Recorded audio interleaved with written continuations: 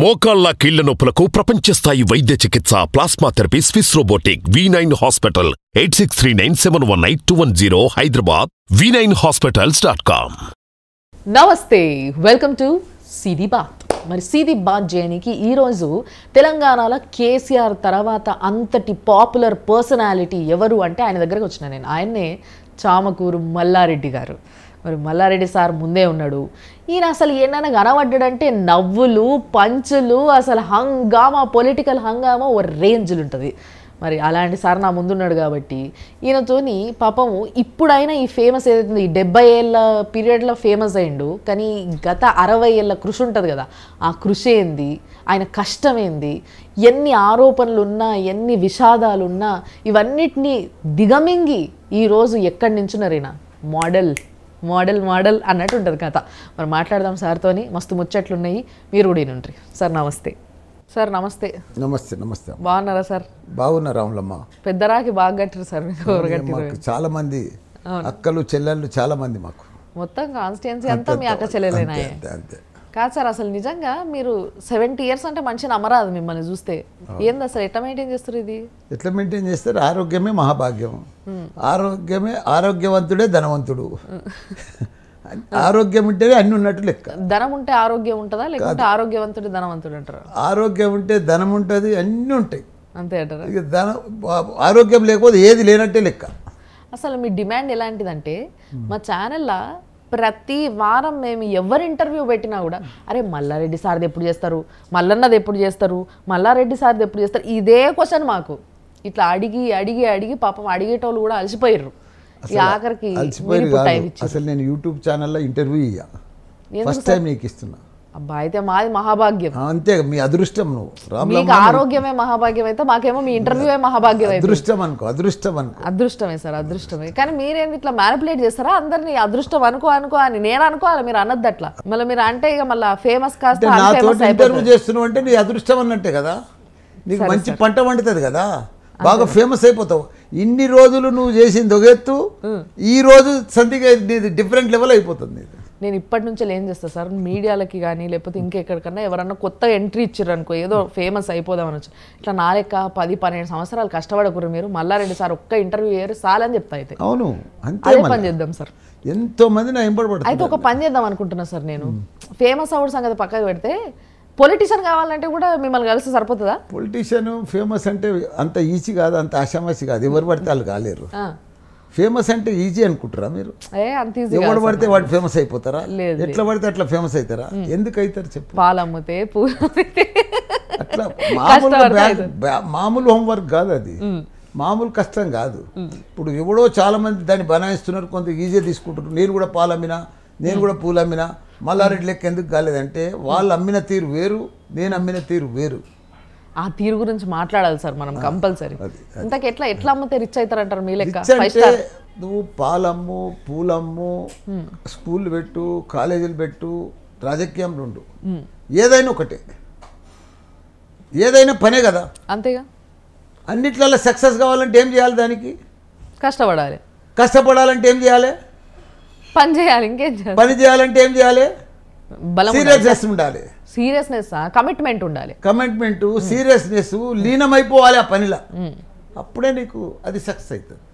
ఏదో పని చేస్తున్నామంటే చేస్తున్నాము, పాలు అమ్ముతున్నామంటే అమ్ముతున్నాము, కాలేజ్ స్కూల్ పెట్టినామంటే పెడుతున్నాము, ఏదో పని చేస్తు అట్లా కాదు. దాంట్లో లీనమైపోవాలి, దాంట్లో అంకితం అయిపోవాలి. ఇలాగ పాలమ్మినోళ్ళు, పూలమ్మినోళ్ళు చాలా మంది ఉన్నారు. వీళ్ళందరూ పాలిటిక్స్ లోకి రాకపోవడం వల్ల వాళ్ళు రిచ్ అవ్వలేదేమో. మీరు పాలిటిక్స్ లోకి వచ్చారు కాబట్టి రిచ్. పాలిటిక్స్ లోకి వచ్చి రిచ్ కాలే నేను. అసలు నీకు తెలియదు. చెప్పండి సార్. తెలుసుకోనికనే వచ్చాను. మా నాయన కూడా మంచిగా రిచ్చే. ఈ ఇంట్లో ఇప్పుడు నీ ఇల్లు కంటే నా ఇల్లు చిన్నగా ఉంది. ఇప్పుడు నాకంటే పెద్ద ఇంట్లో ఉంటావు నువ్వు. మీరు మా ఇంటికి వచ్చారా సార్? మీరు రాకున్నా చెప్తాను, ఒకసారి వచ్చి చెప్పరు సార్, తెలుస్తుంది కదా. ఓ కథ సల్లగుండా మీరు తెల్ల బట్టలు వేసుకుంటే పొలిటీషియన్ అని ఎట్లా అనిపించుకుంటారో, మేము ఇట్లాంటి బట్టలు వేసుకుని యాంకర్ అనిపించుకుంటా. ఇప్పుడు మా ఇల్లు 300 గజాలలో ఉంది, 34 ఏళ్ళు అయింది. నేను ఇల్లునే ఉంటున్నా. ఎందుకు ఉంటున్నా అంటే నాదంతా సింపుల్. ఒకటే ఇల్లు సింపుల్ అంటున్నా కదా, సింపుల్ నాది. ఇదే ఇల్లు 34 ఏళ్ళు అయిపోయింది నాకు ఇంట్లో ఉండి. ఓకే, నేను ఇంట్లో ఉండే అన్ని పనులు చేస్తా ఉన్నా. ఇప్పుడు ఇంత సక్సెస్ ఎట్లయింది అనుకుంటున్నారు? ఇప్పుడు కూడా పాలు అమ్ముతారా? పాలు అప్పుడే 81కే క్లోజ్ అయింది పాలది. పూలదంతా 93. రాజకీయ కాలేజీలన్నీ 2000, స్కూళ్ళన్నీ 87.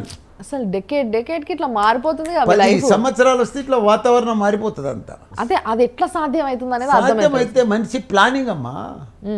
మనము ప్రయత్నం చేస్తే ఏదైనా సాధించవచ్చు. అది మల్లారెడ్డి మోడల్ అంతే. మనం చూసి నేర్చుకోవచ్చు. ఇన్ని సంస్థలు, ఇన్ని కాలేజీలు. మీకు క్రమశిక్షణ కూడా బాగా ఎక్కువనట కదా. అసలు క్రమశిక్షణ లేకపోతే నువ్వు సక్సెసే కావు.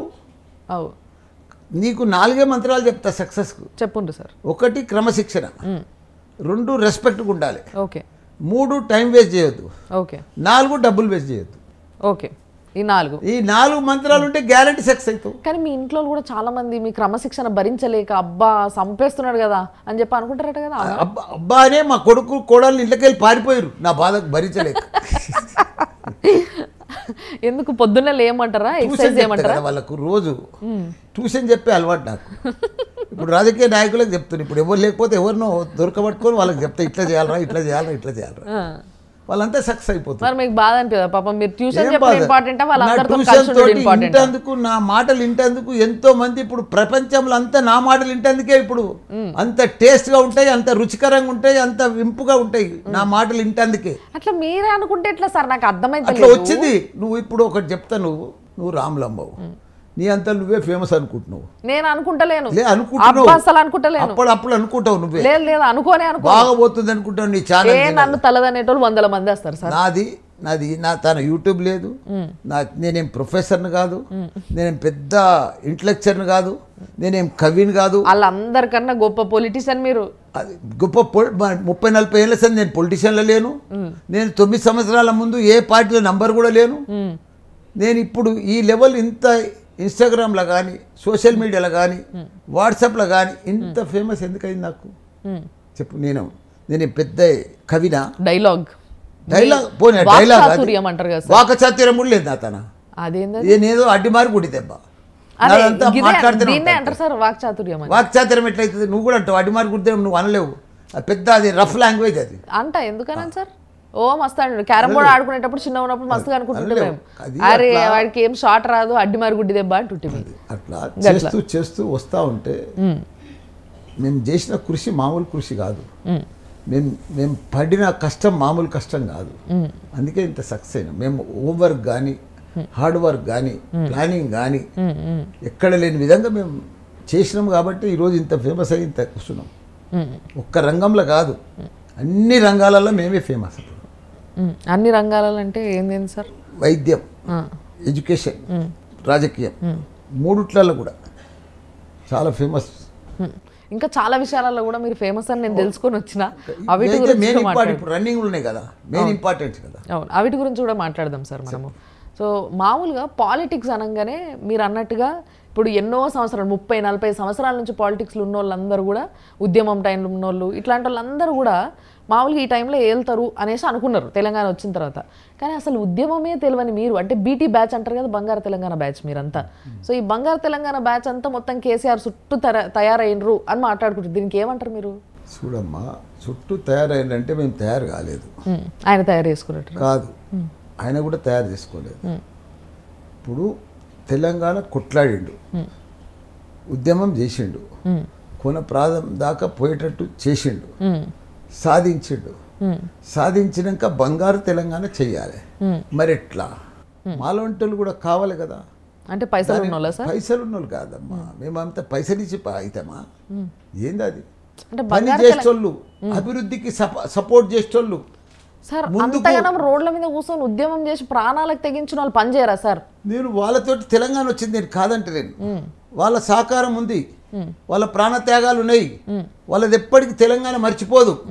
కానీ మళ్ళీ నెక్స్ట్ లెవెల్ కూడా కావాలి కదా, ఇంకో లెవెల్ మనం పోవాలి కదా. భారతదేశంలో నెంబర్ 1 తెలంగాణ ఎట్లా అయింది ఇప్పుడు? చెప్పు. నెక్స్ట్ లెవెల్ కి ఇప్పుడు నెక్స్ట్ లెవెల్ లో మేము కావాలని మీరు అనుకుంటారు, కానీ నెక్స్ట్ లెవెల్ కి కూడా ఉద్యమం చేసిన వాళ్ళు చాలా మంది ఉన్నారు కదా, వీళ్ళని కలుపుకొని పోతున్నాం అందరినీ. వాళ్ళు లేకుంటే జరుగుతలేదు. ఇప్పుడు ఇలా ఉద్యమం చేసిన వాళ్ళు ఉన్నారు, మాలాంటి వాళ్ళు ఉన్నారు, ఇంకా వేరే రకం కూడా, అన్ని రకాలు ఉంటేనే కదా నడిచేది. మంచి హోదాలు అనుభవించేటోళ్ళంతా కూడా ఇప్పుడు మీరు కానీ, తలసాని శ్రీనివాస్ యాదవ్ గారు కానీ, ఇట్లా కొంతమంది టీడీపీ నుంచి చాలా మంది జంప్ అయినరు.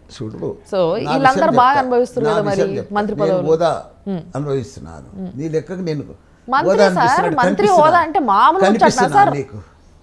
అట్లా కనిపిస్తున్నా గొప్ప ముచ్చట సార్ అది. మంత్రముడు గొప్పదే, క్యాబినెట్ గొప్పదే, పెద్ద పదవిదే, కానీ మేము చేసే పని నీకేం కనిపిస్తుంది? నీకు అది కనిపిస్తలేదు. రోజు మేము ఏం చేస్తున్నాం? అరే సర్వీస్ కాదు, మీరు ప్రజలకు ఏం చేస్తున్నామో నీకేం కనిపిస్తుంది? అది బ్యూటీ బ్యాచ్ అంటావు. మేము హోదా కోసం వచ్చినాం అంటున్నాము, పవర్ ఎంజాయ్ చేస్తున్నామని నువ్వు అంటున్నావు.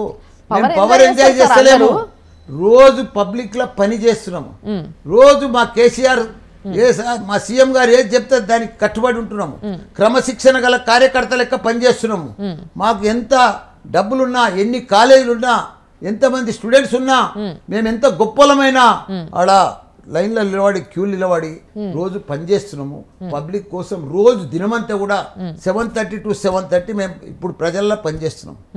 ఏ కష్టం వచ్చినా, ఏ బాధ వచ్చినా, ఏ ఇబ్బందులు వచ్చినా, ఏ ప్రాబ్లమ్స్ వచ్చినా, ఏ సమస్యలు వచ్చినా వాళ్ళకి ఎంబడి నువ్వు నా టైమింగ్ చూస్తే నువ్వు పరిశాన్ అవుతావు. మిమ్మల్ని ప్రజలు మిమ్మల్ని ఎన్నుకున్నదే మీరు సర్వీస్ చేయడానికి. మీరు దాన్ని కూడా గొప్ప చెప్పుకుంటే ఎట్లా? మీరు పాలు అమ్మినా అన్నారు, గొప్ప, నేను ఒప్పుకున్నా. పూలు అమ్మినా అన్నారు, గొప్ప, నేను ఒప్పుకుంటా. నేను పొద్దున్న లేచి ప్రజల కోసం ఎంత ఇస్తాడు? మీరు ఉన్నదే అందుకు సార్. చాలా బాగా చెప్పినావు. చేయాల్సిందే మన డ్యూటీ. అది మనం డ్యూటీకి ఎక్కినాం, మనం డ్యూటీ కావాలని తీసుకున్నాం, ఆ డ్యూటీ మీద ఉన్నాం, డ్యూటీ చేయాలి అంతే. కానీ మాకంటే ముందు తెలంగాణ రాక ముందుకు కాంగ్రెస్ ప్రభుత్వం ఉండే, అప్పుడు కూడా సీఎంలు ఉండ్రి, మంత్రులు ఉండ్రి, మరి వీళ్ళంతా ఉండ్రి, రకరకాల మనుషులు ఉండ్రి. దేశంలో కూడా అందరు ఉన్నారు. పెద్ద పెద్ద మా ప్రధానమంత్రి ఉండ్రి, కేబినెట్ మినిస్టర్లు ఉండ్రి, కేంద్ర మంత్రులు ఉన్నారు.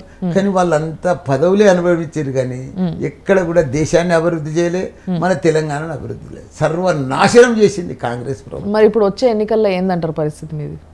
200% అమ్మా. మా పరిస్థితి ఏంది?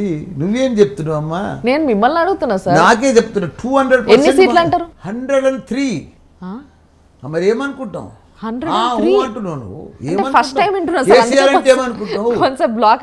తిరిగిపోవాలి.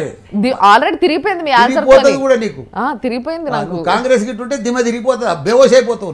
నువ్వు ఒక ఎగ్జాంపుల్ చెప్పు నాకు. 9 సంవత్సరాల ముందు మన రాష్ట్రం ఎట్లుండే, ఇప్పుడు మన రాష్ట్రం ఎట్లుంది? 9 సంవత్సరాలల్లా చేయాల్సిన దానికన్నా కూడా కరప్షన్ ఎక్కువ జరిగింది అనే ఒక ఇది అనిపిస్తుంది.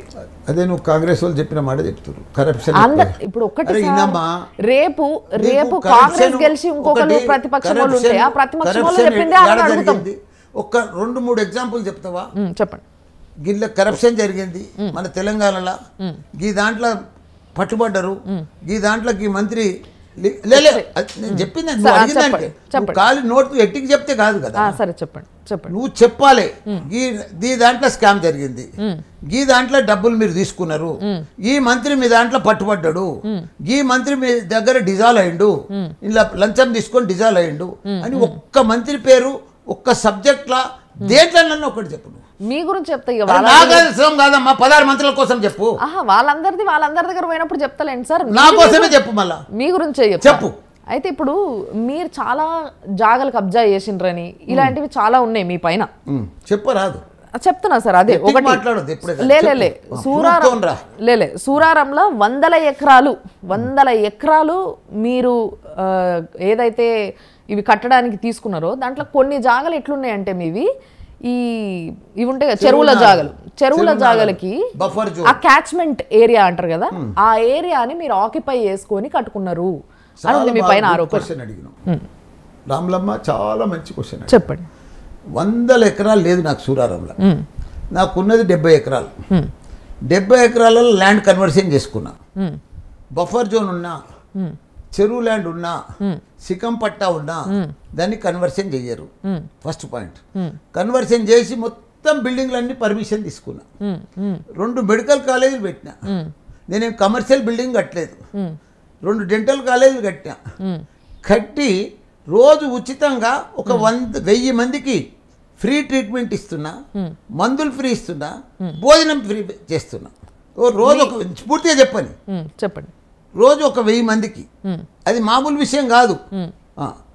ఇది ఇప్పుడు నేను కబ్జా పెట్టి బఫర్ జోన్ల చెరువు నాలల బిల్డింగులు కట్టి కమర్షియల్ కాంప్లెక్స్ కట్టి నేను అపార్ట్మెంట్ కట్టి బిజినెస్ చేస్తే నేను కబ్జా కోరును. నేను ఒక్క ఎకరా ఒక్క ల్యాండ్ కూడా ఆడ బఫర్ జోన్ లేదు, సికం పట్టా లేదు, బాజాప్తా పర్మిషన్స్. కాదు సార్, ఒకటి ఇంకోటి చెప్పండి. ఇవన్నీ కూడా నాకు ఎప్పటి సంది ఉన్నాయి కుడతా, నేను రాజకీయం రాకముందటి సంది. అదే నా హాస్పిటల్ కానీ ఉండు, నువ్వేమంటావు రాజకీయంలో వచ్చినావు కాపాడుకుంటాను కానీ నువ్వు చెప్పబోతున్నావు. లేదు, నేను అట్లాంటివి అడగాను సార్. ఇప్పుడు మీ జాగి ఇక్కడ దాకా ఉంటే ఉన్నాయి, నాకు బిల్డింగులు మొదలే ఉన్నాయి, మెడికల్ కాలేజీలు ముందే ఉన్నాయి, నేను అన్ని సెటిల్ అయ్యి మా పిల్లలకు అప్పచెప్పి నేను రాజకీయంలో సేవ చేస్తాను. నేను బిల్కుల్ ఆ మాట అన్నే అనలేదు. మీరు మెడికల్ కాలేజ్లు మీరు పదవి వచ్చిన తర్వాత కట్టుకున్నారు, ఇవన్నీ నేను అసలు అడగను అన్నాను. నీకు తెలియదు కదా, లేదు అది అసలు అడగను. చెప్పేసినావు ఎవడో చెప్పింది దానికి సహకరించినోడు. లేదు ఎవరో ఒక మాట అయితే నిజం చెప్తా సార్, మీరు నమ్మండి నమ్మకపోండి. మీ కాన్స్టిట్యుయెన్సీ నుంచి జనాలు కొంతమంది మీడియాకి రావడం జరిగింది. వచ్చి కొంతమంది బాలాజీ నగర్లా ఏదైతే గ్రేవ్ యార్డ్ డంప్ యార్డ్ జమ అయిన జాగల మీరు కబ్జా పెట్టి మీ మనుషులు కబ్జా పెట్టిండ్రు అని చెప్పేసి మా దగ్గరకు వచ్చిరు కొందరు. చూడు, గ్రేవ్ యార్డ్ కానీ జవహర్ నగర్ 6,000 ఎకరాలు ప్రతిదీ గవర్నమెంట్ జాగానే, ఆడ ప్రైవేట్ జాగాలు ఎన్నే లేదు. ఆడ ఇప్పుడు 3 లక్షల మంది జనాభా ఉన్నారు. ఆడ పెద్ద కార్పొరేషన్ అయింది. నేను ఎలక్ట్ అయి ఇప్పుడు 4 సంవత్సరాలు అయింది. అది 25 సంవత్సరాల సందే జవహర్ నగర్ ఏర్పడ్డది. దేవేందర్ గౌడ్ జమానా సందే పట్టాలు ఇచ్చిండు. ఆయన తర్వాత కేఎల్ఆర్ వచ్చిండు, ఆయన తర్వాత సుధీర్ రెడ్డి వచ్చిండు, ఆయన తర్వాత మల్లారెడ్డి వచ్చిండు. ఇప్పుడు వచ్చిన నేను అంతా ఉన్నదే అరే తప్పేముంది, రెడ్డిలు రావద్దని నేను అంటే మంచోళ్ళు గారా ఆ మాట నేను అంటలేదు సార్. ఇది తప్పుదో పట్టించడం అంటారు. అది కూడా చెప్తా, 40 మంది రెడ్డిలు ఉన్నారు ఈ రోజు మీ బీఆర్ఎస్ పార్టీలో. ఉంటారమ్మా, పరిపాలన శక్తి ఉంది. 55% బీసీలు ఉన్నాం సార్. మేము రావాలమ్మా, తప్పేముంది. మీరు కూడా రండి, మీరు వస్తలేరు కదా. మేము వస్తలేము కాదు సార్, మీరు ఇస్తలేరు కదా. మీరు వస్తలేరు, వస్తే ఎందుకు ఇయ్యరు? రెడ్డి డామినేషన్ ఎక్కువ అయిపోయింది సార్. కుల సంఘ భవనాలు బీసీలకు వచ్చిన భవనాల కోసం పదవులు చెప్పారు సార్. మంత్రులు పదవులు, చైర్మన్లు గాని ఇవన్నీ కూడా మంత్రుల పదవులు గాని చెప్పారు సార్. శ్రీనివాస్ యాదవ్ బీసీ కాదా, గంగుల కమలాకర్ బీసీ కాదా, శ్రీనివాస్ గౌడ్ బీసీ కాదా, ఇట్లా చాలా మంది చైర్మన్ సార్. మిగతా 15 మంది ఎవరు చెప్పండి. ఇగో మొదటి సంధిది కంబైన్డ్ రాష్ట్రం అమ్మ.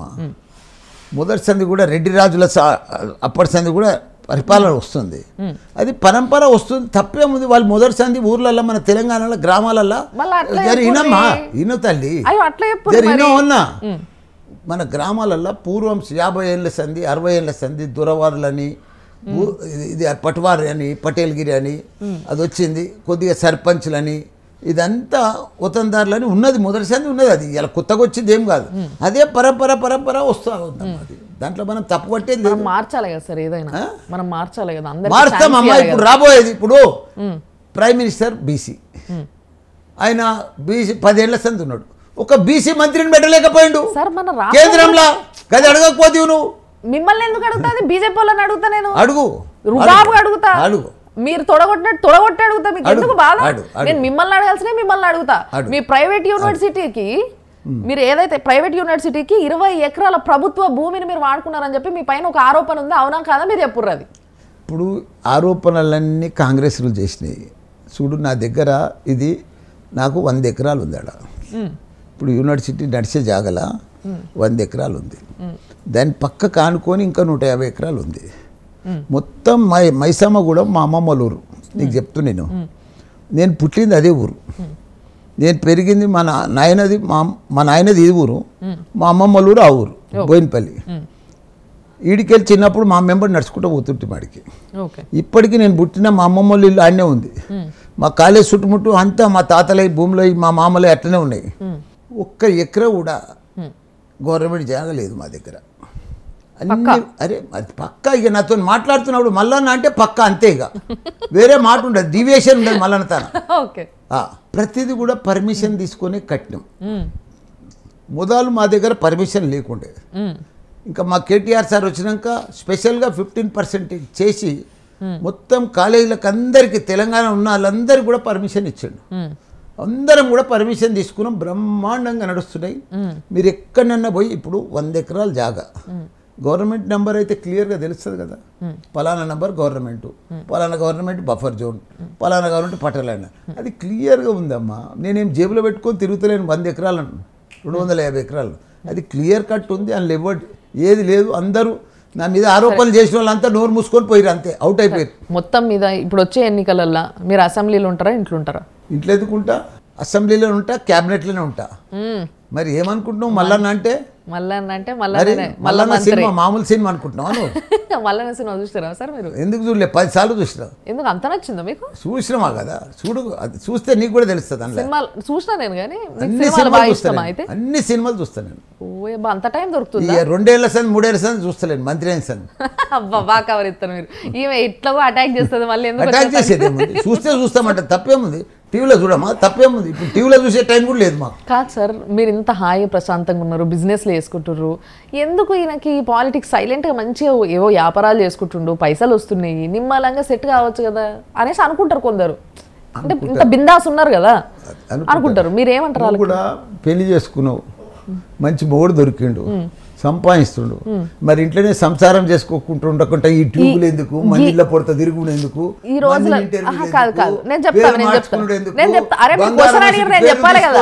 రాములన్న టైటిల్ పెట్టుకునేది ఎందుకు, సెట్టింగ్లు ఎందుకు, డైలాగులు ఎందుకు, నీకు మీరు అడుగుతారు కదా నేను చెప్తా, సంసారం చేసుకోండి మీరు అడుగుతారు కదా నేను చెప్తా సార్, మీరు అడిగారు కదా నేను చెప్పాలి కదా, మీరు గ్యాప్ ఇవ్వాలి కదా నాకు కదా, ఇవన్నీ ఉన్నాయి కదా.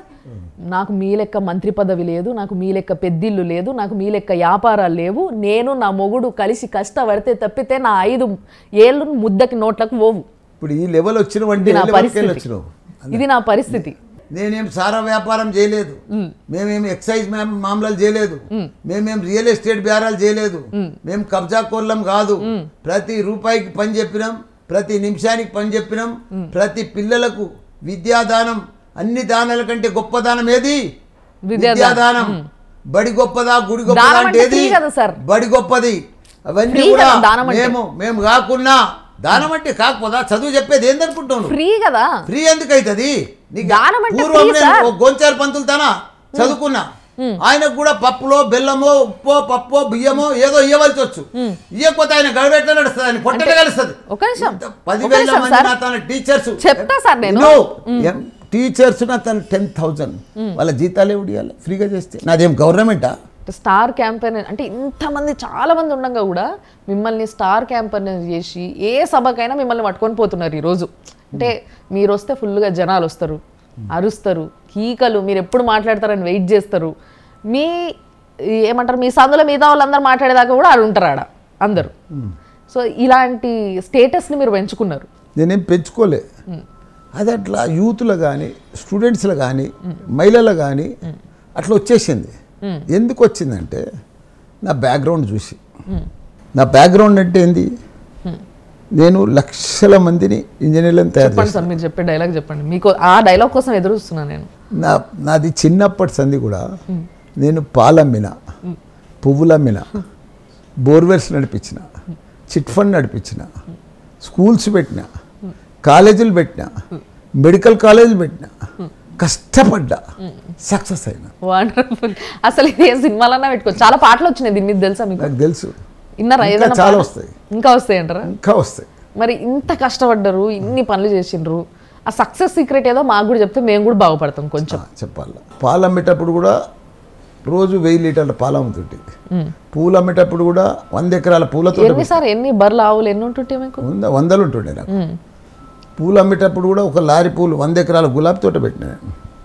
100 ఎకరాలు అప్పట్లో రోజు ఒక లారీ పూలు. ఒక్క డౌట్ వచ్చింది సార్ ఇక్కడ, మీరు అన్నారు కదా నేను పాలిటిక్స్లోకి రాకముందు మా నాయన వీళ్ళంతా మస్తు జాగాలు మస్తు పైసలు ఉన్నాయి మా దగ్గర అని.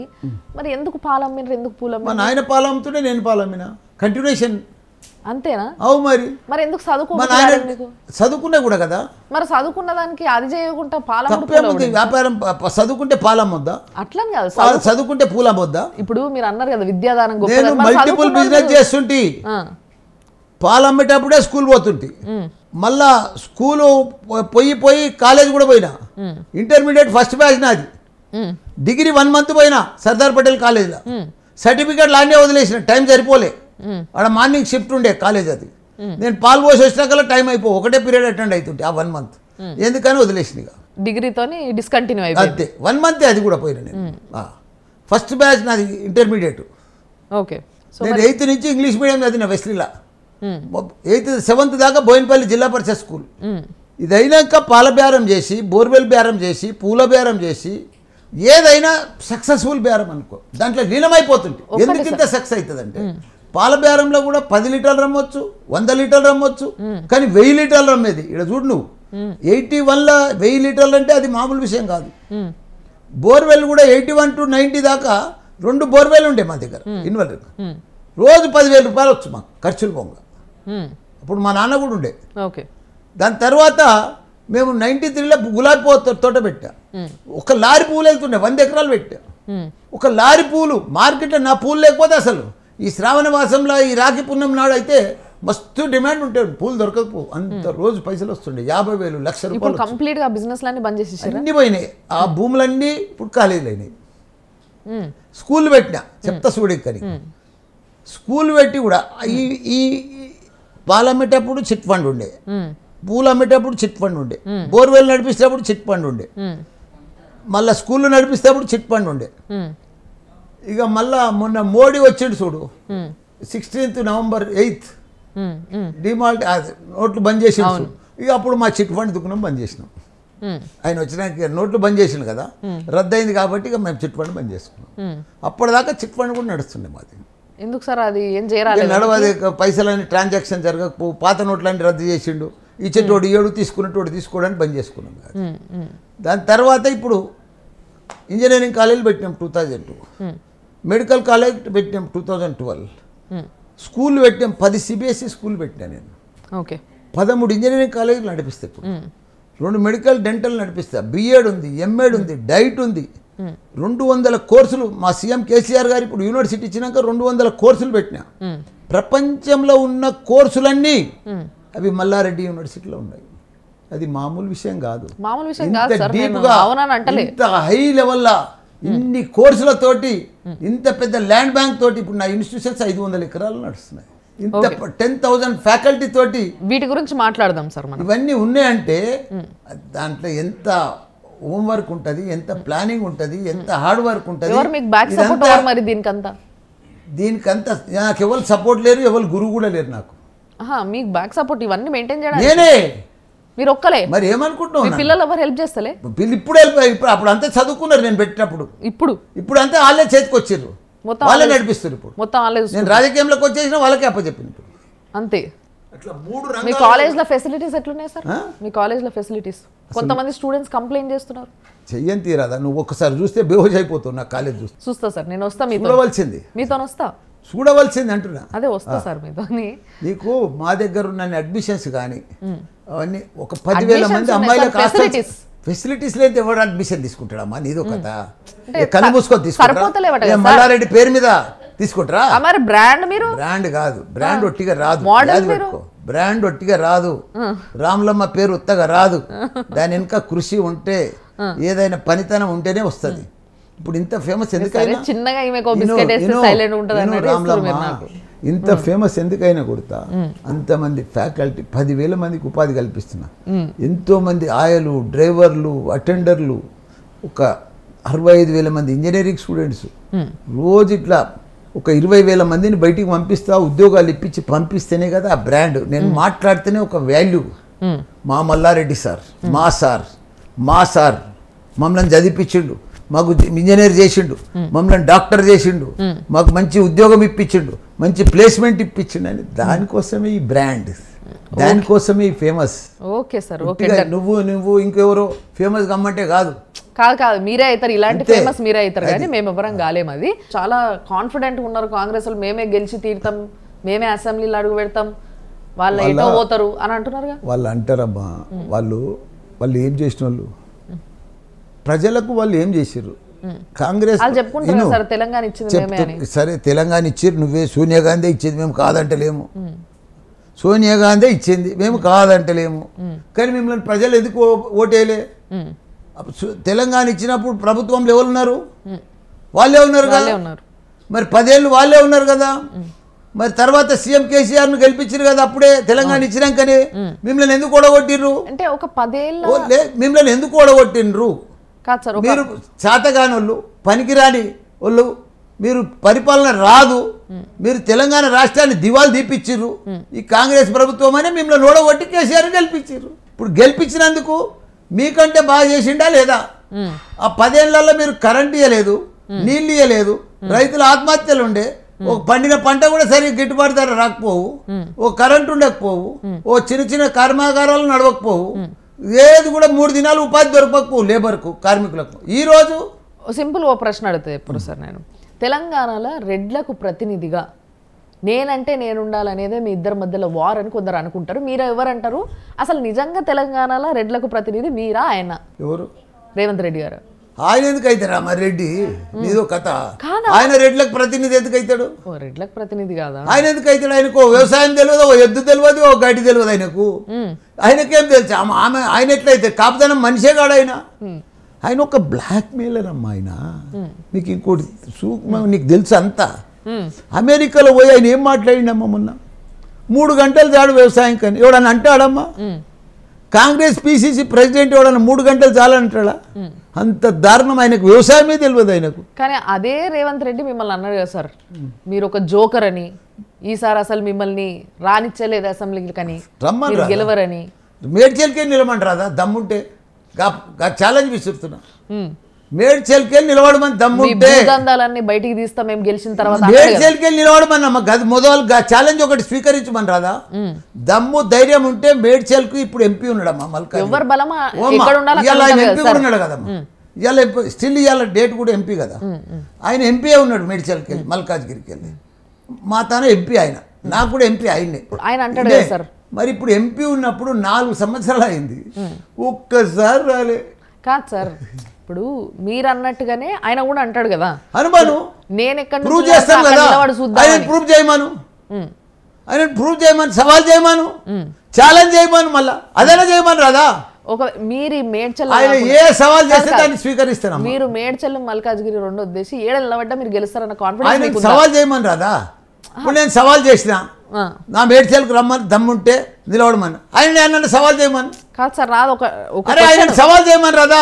చెప్దాం సార్. ఇప్పుడు ఫోన్ చేసి చెప్పలేదు, నా దగ్గర నంబర్ లేదు. మీ దగ్గర నంబర్ ఉంటే అడగరాదా? ఫోన్ నంబర్ తెలుస్తుంది. మళ్ళీ ఎంపీకి నిలబడతాడా, దేనికి నిలబడతాడా మాకు తెలియదు కదా. ఆయన నాకు కూడా తెలియదు సార్, వాళ్ళు ఇంకా చెప్పలేదు. మీరు ఫోన్ నంబర్ ఇవ్వరు, నేను మాట్లాడతా ఆయనతో. కానీ అది కాదు, ఇప్పుడు ఎవరి బలం ఏడుండాలో అది ఉంటుంది సార్, అంతే కదా. ఇప్పుడు మీరు కూడా మల్కాజ్గిరి మేడ్చల్ ఈడ్చేసి ఏంటన్నా నిలబడి ఉన్నట్టు ఆడు గెలుస్తారన్న నమ్మకం మీకు ఉంటుందా? ఎందుకు ప్రయత్నం చేస్తే ఏదన్నా చేస్తామమ్మా. ఛాలెంజ్ మీద చేసుకుంటే అన్నీ అవుతాయి. ఇప్పుడు మేడ్చల్ మా సొంతం అడ్డనా? మా తాత ముత్తాతల సంది గెలుచుకుంటూ వస్తున్నారు ఐడ? లే, మీరు అన్నారు ఫస్ట్ నుంచి మా అడ్డనా? ఏమి లేదు, నేను ఉండేది కంటోన్మెంట్, అది కూడా హైదరాబాద్లోకి వస్తుంది.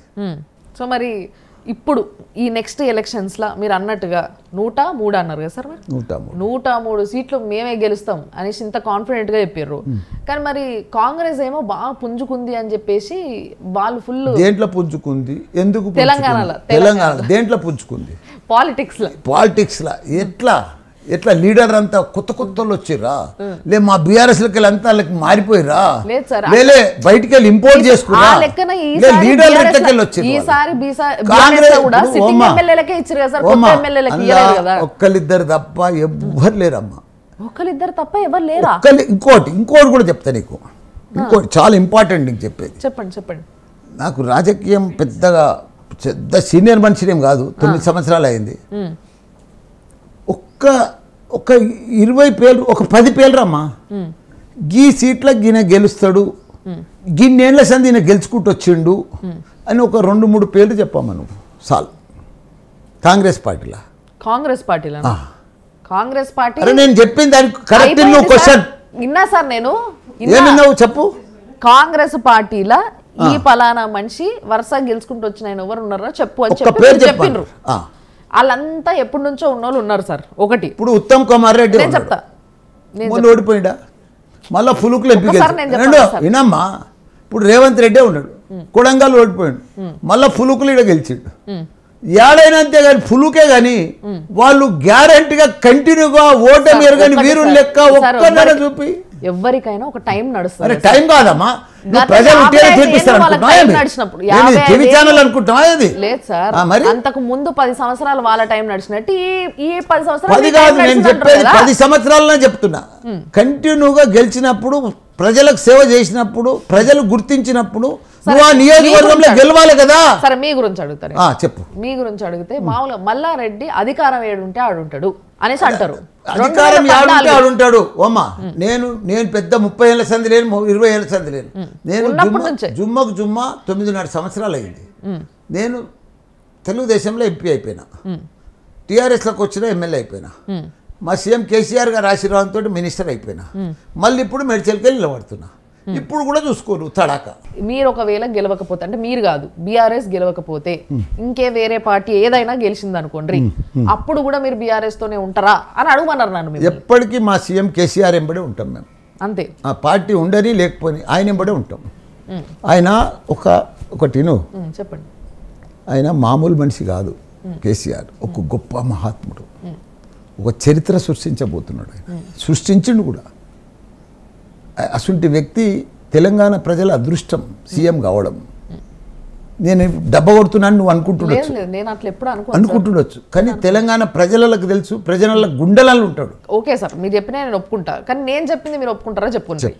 మీరు చెప్పిన దాని ప్రకారం ఆలోచిస్తే అసలు ఎక్కడ పేదరికం ఉండొద్దు, ఎక్కడ ఎవరికి కష్టం కావద్దు, మొత్తం తెలంగాణలో ఇప్పుడు వరకు ఎక్కడ కూడా ఆత్మహత్య చేసుకున్న రైతులు కానీ, ఆత్మహత్య చేసుకున్న స్టూడెంట్స్ కానీ, ఇట్లా నీళ్ళ కోసం కష్టపడుతున్న ఆడోళ్ళు కానీ, ఉద్యోగాల కోసం కష్టపడు ముఖ్యంగా కాంట్రాక్ట్ టీచర్లు కానీ, ఇట్లా ఎవ్వరూ లేరు అని మీరు గుండె మీద చేసుకుని గట్టి చెప్పగలుగుతారా? చెప్పేది చూడు రాములమ్మ, 70 సంవత్సరాలు స్వాతంత్రం వచ్చింది, 56 సంవత్సరాలు కాంగ్రెస్ పార్టీ ఇచ్చింది, 20 సంవత్సరాలు బీజేపీ చేసింది.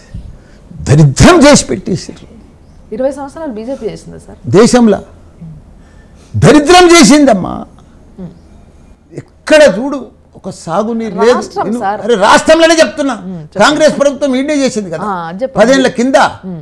సాగునీరు లేదు, తాగునీరు లేదు, కరెంటు లేదు, కర్మాగారాలు లేవు, ఒక ఇండస్ట్రీ లేదు, ఒక ఆసరా పింఛన్ లేదు, ఒక ఎరువులు లేవు, మందులు దొరకకపోవు, వైద్యం లేదు, ఒక పాఠశాలలు గురుకుల పాఠశాలలు లేవు.